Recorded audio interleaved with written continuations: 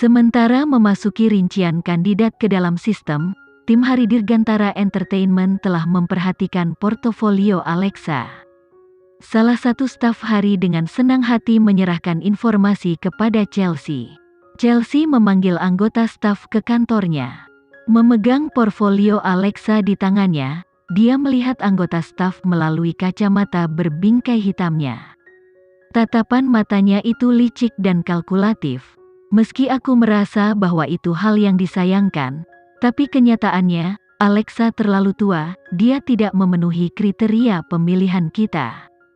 Jadi, aku tahu ini kasar, tapi kita harus menolaknya. Mendengar hal ini, staf merasa seperti telah dimasukkan ke dalam posisi sulit. Bagaimana jika kita bertanya pada Presdir Zalina terlebih dahulu? Tidak perlu. Masalah kecil seperti ini, bahkan jika sampai ke Presdir Zalina, akan berakhir dengan hasil yang sama. Jangan ganggu dia. Setelah berbicara, Chelsea merobek portofolio Alexa dan melemparkannya ke dalam tempat sampah. Juga, masalah ini, jangan beritahu siapapun untuk saat ini. Alexa saat ini sedang diperebutkan oleh beberapa agensi terkenal. Karena kita tidak akan menerimanya, kita tidak perlu mempermalukannya. Mengerti? Ya, aku mengerti. Anggota staf menganggukkan kepalanya sebelum meninggalkan kantor. Meski anggota staf telah menyetujui secara verbal, di dalam hatinya masih merasa, penalaran Chelsea tadi sedikit mengada-ada, tapi dia tidak tahu di bagian mananya yang salah. Ini adalah putaran terakhir dari aplikasi yang masuk. Jika Alexa ditolak, dia tidak akan pernah mendapatkan kesempatan lagi. Dalam keadaan ini, anggota staf masih merasa tidak nyaman. Jadi ia memutuskan untuk mengunjungi kantor Alan.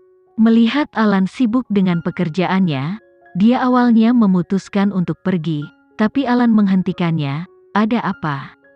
Lihatlah, Tuan Alan, hari ini aku menerima portofolio dari Alexa Geraldine.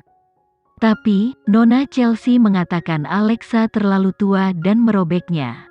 Aku sudah melihat Alexa di panggung modeling sebelumnya, dan aku merasa sangat disayangkan jika Nona Chelsea melakukan itu, jawabnya dengan jujur. Setelah mendengar responnya, sebuah seringai muncul di wajah Alan.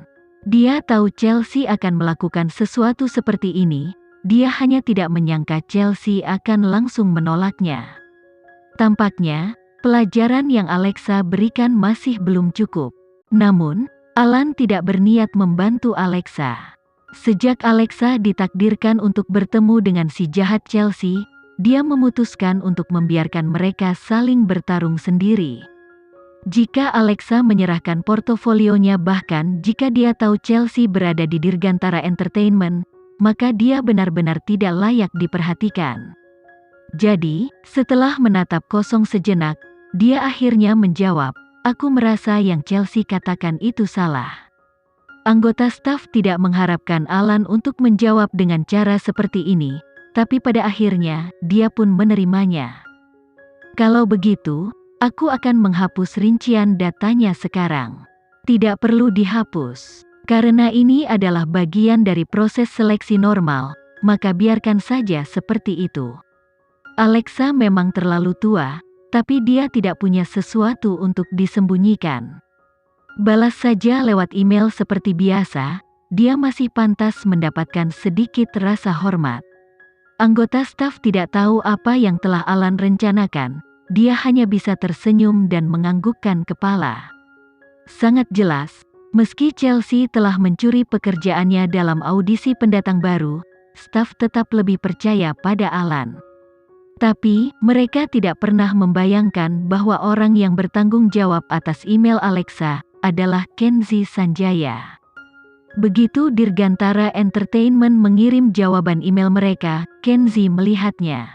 Seperti yang sudah diduga, Alexa ditolak. Alasan untuk penolakan adalah bahwa Alexa telah melampaui batas usia dan tidak memenuhi kriteria seleksi Dirgantara Entertainment. Kenzi menatap layar komputer dan dia tertawa. Tidak peduli betapa gilanya Zalina, dia tidak akan menolak Alexa. Jadi jelas Chelsea telah melakukan sesuatu di belakangnya.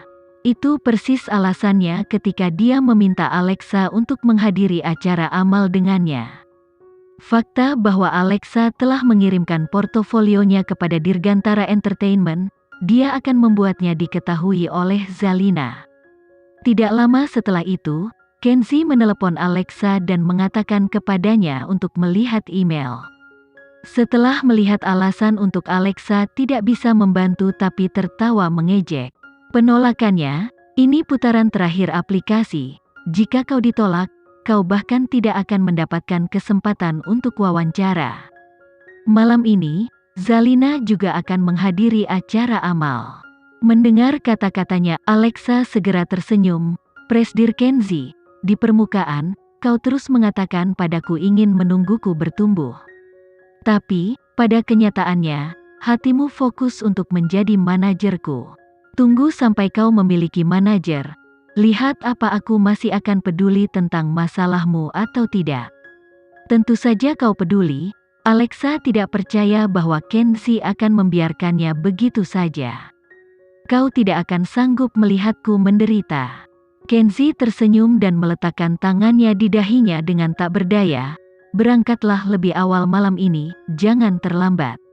Aku tahu. Setelah memberinya tanggapan, Alexa menutup telepon dan jatuh ke dalam pemikirannya sendiri. Jadi Zalina juga akan ada di sana? Pertama, dia harus memikirkan cara untuk berhubungan dengan Zalina.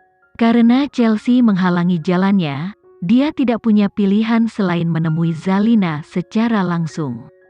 Meskipun Zalina mungkin tidak terlalu memperhatikan dia, tapi tanpa mencoba dia tidak akan menyerah. Pukul 18 Alexa berpakaian formal saat dia dan Natalie mendekati lokasi yang diberikan Kenzie. Dia masuk sebagai pendatang baru. Pada saat yang sama, Wildan, yang juga telah diundang, berada tepat di belakangnya. Melihat model kecil ini berkembang dengan begitu cepat, dia merasa sedikit sulit menerimanya. Pada kenyataannya, semua yang diundang hari ini adalah pengusaha sukses dan dermawan. Tidak banyak aktor atau penyanyi, apalagi model seperti Alexa. Itu karena sebagian besar tamu memiliki latar belakang yang berpengaruh. Ada banyak wanita sosialita, mereka semua setuju untuk hadir karena ingin bertemu dengan Kenzie Sanjaya. Zalina tiba dengan Alan di sisinya. Meski Alexa tetap low profile, Alan langsung dapat melihat Alexa yang sedang duduk di kursinya. Seperti yang diharapkan, Alexa tidak akan berhasil ditekan oleh Chelsea. Namun, Alan ingin tahu bagaimana Alexa akan memulai percakapan dengan Zalina.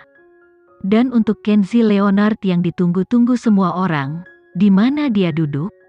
Para tamu di acara amal dikategorikan dalam industri, dan semua tamu dari industri hiburan duduk di deretan kedua. Kursi Kenzie adalah yang pertama di sebelah kiri. Di sampingnya duduk seorang pianis, diikuti dengan Alexa. Dari semua kursi di sekitarnya, Alexa adalah perempuan yang paling dekat dengannya. Alexa melihat pemain piano di kursi Kenzie, dia belum tiba. Dia melirik ke sebelah kanannya, itu kursi Zalina. Dari saat Alan dan Zalina memasuki tempat acara, mereka tidak tahu Alexa akan berakhir duduk di sebelah Zalina. Reaksi pertama Alan menyarankan Zalina bertukar kursi dengannya agar dia bisa menghalangi Alexa. Tapi, jika mereka benar-benar bertukar kursi, Zalina akan berakhir duduk di sebelah Wildan, dan dia sebelumnya mengatakan pada Zalina bahwa Alexa telah bergabung dengan Kreatif Senturi.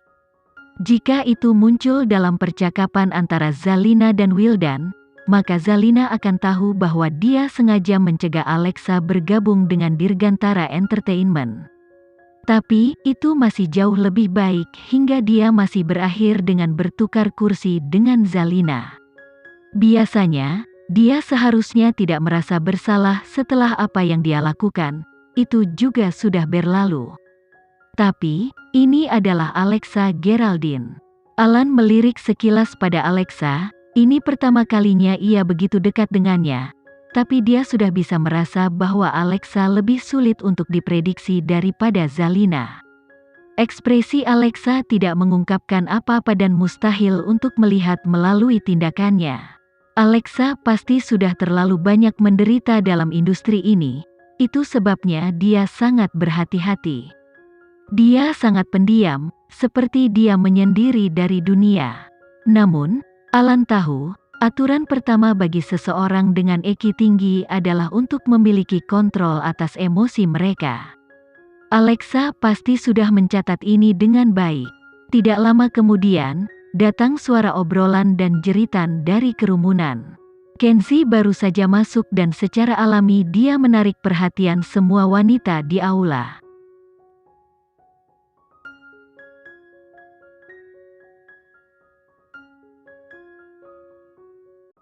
Sekian dulu ya video kali ini, kita lanjutkan lagi videonya di lain waktu. Oh iya, bagaimana menurut kalian? Semoga bisa sedikit menghibur kalian semua. Untuk teman-teman yang baru nonton jangan lupa subscribe ya hehehe. Dan kalau teman-teman ada yang ingin gabung langganan bisa langsung gabung saja untuk dapat fitur yang menarik dan sedikit membantu Mimin. Terima kasih banyak sudah menonton, sampai jumpa lagi, bye.